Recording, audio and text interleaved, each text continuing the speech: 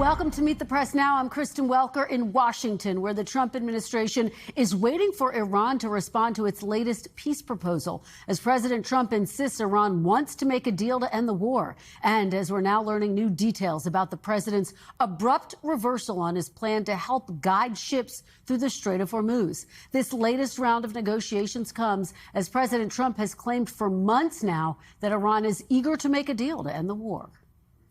But they're tough. And they want to fight, and they're calling, they're saying, how do we make a deal? They called, I didn't call, they called, they want to make a deal. Well, they want to make a deal so badly. You have no idea how badly they want to make a deal. They are begging to make a deal, not me. They're begging to make a deal. They are negotiating. They're begging to make a deal. They're begging to make a deal. They'd like to make a deal very badly. I mean, Iran is dying to make a deal. I can only tell you that. Doing very well with regard to Iran. Again, they want to make a deal. They're decimated. They want to make a deal. We've had very good talks over the last 24 hours, and it's very possible that we'll make a deal. Now, a spokesperson for Iran's foreign ministry telling state TV that Tehran is still reviewing the latest proposal and has yet to reach a conclusion and has not given the U.S. its response. But just moments ago, that same spokesperson said a new framework would be adopted for negotiations, and for the time being, Iran will not enter into nuclear issues. We're still reporting to try to get to the bottom of exactly what that means. As for the president's sudden decision to pause the U.S. operation to help ships transit through the Strait of Hormuz, we're now learning the decision was made after backlash from key allies in the region, including Saudi Arabia, which responded by suspending the U.S. military's ability to use its bases and airspace to carry out the operation. Meanwhile, transit through that critical waterway continues to remain at a near standstill. Not a single ship has transited the strait over the last 2 days, according to analysts at S&P. Oil markets continue to await the prospects of a peace deal. Crude oil is below $100 a barrel, though still significantly higher than before the war began. And gas prices reached another new high since the start of the conflict, now averaging $4.56 a gallon all across the U.S. Joining me now is our newly named NBC News Chief White House Correspondent, Garrett Haake. Courtney Kube will be here in just a moment. She's on set with me, as always. And NBC News business and data correspondent Brian Cheung also joins us. Garrett, I have to start with you and start out with a very hearty congratulations. We're all very proud of you here at NBC, Garrett.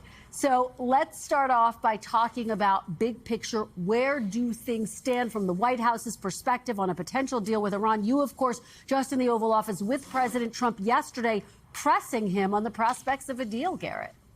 Yeah, that's right. And thank you, Kristen. I've got big shoes to fill here. But in the Oval Office yesterday, still sort of the standing comment from the president is his optimism that a deal could be very close. He insists, as he has for weeks, that Iran desperately wants to make a deal and that he thinks that one could be reachable. He is suggesting that things have turned pretty dramatically since Iran was firing on U.S. ships at the beginning of this week.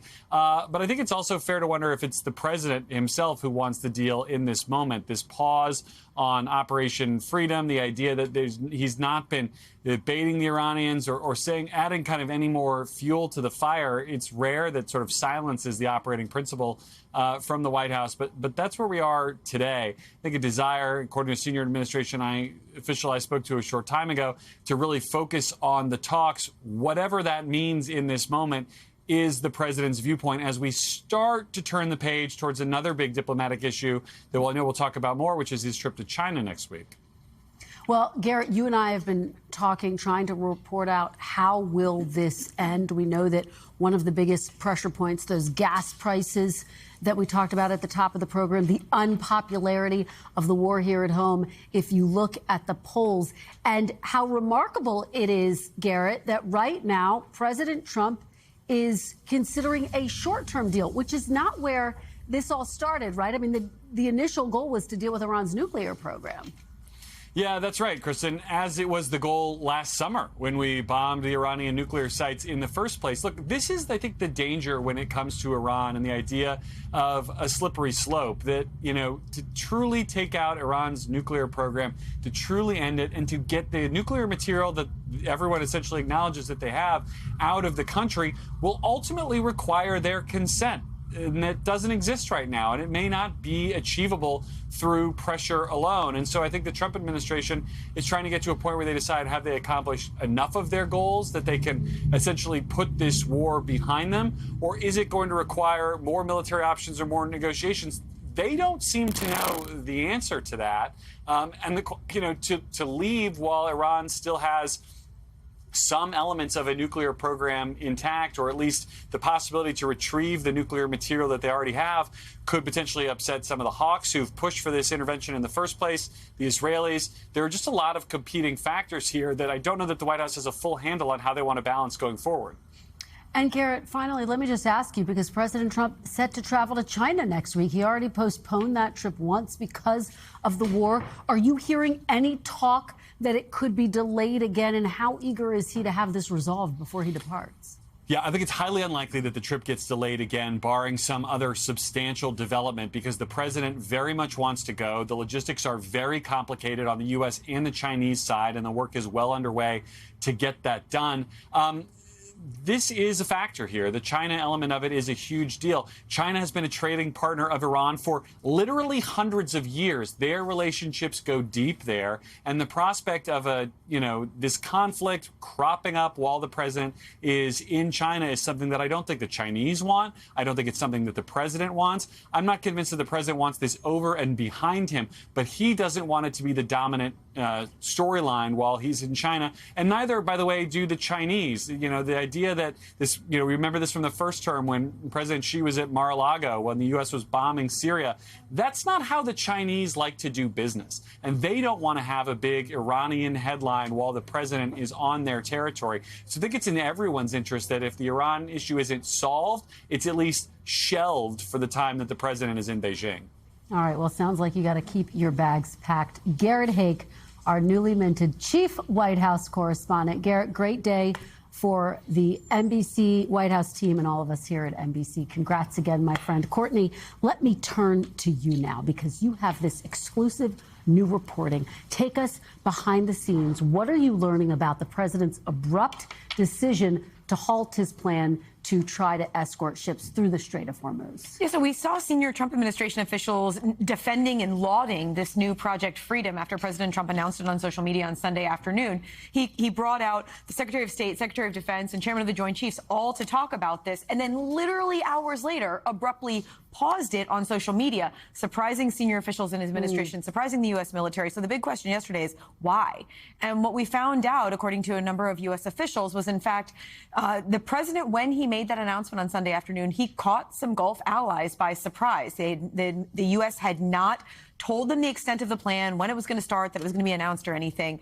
And Saudi Arabia, among others, were upset by that. They were upset about the plan and Project Freedom. So the Saudi leadership, the royalty, decided to shut off Saudi airspace to the U.S. military, to not allow U.S. military aircraft to fly out of Prince Sultan Air Base as part of Project Freedom. President Trump calling Mohammed bin Salman, trying to work this out and figure this out.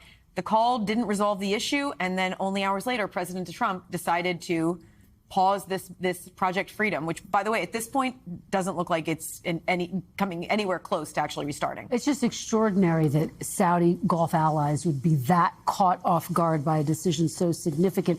There are now reports that Saudi Arabia, Kuwait potentially lifting some of the restrictions on access to its bases. What are you hearing about that? Yeah, soon after the pause, they acknowledged that they would lift those restrictions. So that's not a surprise. We believe they've been open now for some time. So it was really with respect to Project Freedom that those restrictions were put in place. Oh. And we've been watching the flight trackers. You can see U.S. military aircraft have been flying today again. Yeah. What does all of this say, though, Courtney, about the broader coordination or potentially lack thereof between the United States and its allies in the region? Look, there's no question that the U.S. undertook this war with Israel back in February, and that there were Gulf allies who weren't sure exactly when it was going to start and were surprised by that. And look at what happened. Many of them took pounding airstrikes, missiles, drones. They lost civilians. They took tremendous damage to infrastructure, civilian infrastructure, military infrastructure throughout the course of that.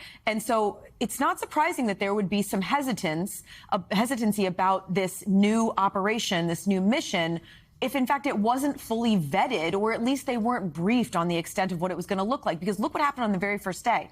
The U.S. supported the transit of 2 U.S. flagged ships through this passageway down by the Gulf, the coast of Oman, and the Iranians launched missiles, drones, and fast boats at these ships. The U.S. was able to repel them, but in fact they were attacked during that transit, and Iran fired off additional projectiles at Fujairah. So it did lead to an escalation.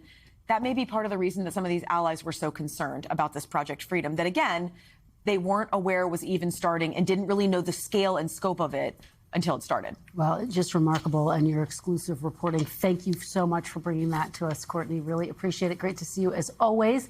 Brian Cheung, let me head out to you now. Let's talk about shipping companies. How are they responding to some of this mixed messaging about the war and the status of the Strait? Yeah, well, let's talk about the here and now based off of what we just heard from Courtney, which is that flip-flopping of messaging from the administration, and what we saw, which was that 2 escorted U.S. ships still basically drew fire, is obviously discouraging to any shipping company that is even thinking about transiting through the Strait right now. And so for that reason, data that we're looking at from S&P does suggest that there's no movement through the Strait over the last few days. That's pretty notable when you consider that, yes, certainly we've always been at reduced levels of shipping traffic since this conflict began, but only on, I think, once or twice during the course of this conflict did we see no ships at all making passage through the Strait. So all of that is likely going to lead to continued pressure in the Strait of Hormuz. And now you have Maersk, which is one of those major shipping companies, saying for every month this goes on, this is going to cost them an extra $500 million. Those real costs are piling up the longer this conflict goes on, Kristen. Well, let me play a little something that Energy Secretary Chris Wright had to say today about gas prices, Brian, and then I want to get your reaction on the other side. Take a look. And what about people's concern about gas prices? They're seeing numbers that give them some heartburn and some heartache, and it's hard for a lot of people to figure out how they're going to stomach this for much longer. It is. And of course, it's been tough for our administration as well. We're going through short-term dislocation. We'll get through it well, but we're going through short-term dislocation to fix a 47-year existential problem. Brian, look, even if the U.S. and Iran reach a deal to end the war, will the disruption to gas prices be short-term, or will it take a longer time for those to start coming down? Yeah, and what we heard from Energy Secretary Chris Wright in that clip that we just played, in addition to Donald Trump and the rest of the administration, is that this can be undone in terms of the prices at the pump that we're all paying as soon as this conflict is over. Once there is some sort of resolution with Iran, you can see on that board next to me that it was $4.56 a gallon. That is the national average according to AAA. That is up over $1.50 since this conflict began. But Kristen, the challenge here is that even if there is a resolution, we need to see actual traffic move through the Strait of Hormuz. If there are no more oil tankers moving oil through the Strait of Hormuz, that will not mean we will get lower gas prices at the pump. And by extension, there's been extensive damage to major energy producing facilities in that region because of those strikes, back and forth between some of those Middle Eastern countries. But then also you have just the lag impact. It's going to take a long time to get all that oil supply to plug the holes over the course of 2 months that the rest of the world is experiencing as a result of that demand. That's why you have some analysts that have been telling me it could take months, even after ships start to make transit, for things to get back to normal. Translation, for everyone looking at those prices at the pump, it's going to take a long time to get anywhere close to where we were before this war began. Wow. All right, Brian Cheung, as always, thank you so much for all of your reporting. We thank you for watching, and remember, stay updated on breaking news and top stories on the NBC News app or watch live on our YouTube channel.